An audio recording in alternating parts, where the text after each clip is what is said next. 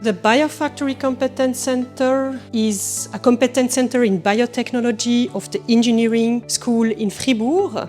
We are located at Bluefactory, and our expertise is mainly in the development, the optimization and the scale-up of biotechnological production processes. Our activities are essentially in the biopharmaceutical area, with most of our engineers coming directly from industry. And we are also active in the food industry. We are essentially active in upstream and downstream processing, so in cell culture and protein purification. We are essentially active in the biopharmaceutical area for the design and optimization of production processes for pharma industry. And we have also projects where we have several academic partners involved in a project together with industry partners. We have also other collaborations with companies. It can be small companies or larger companies.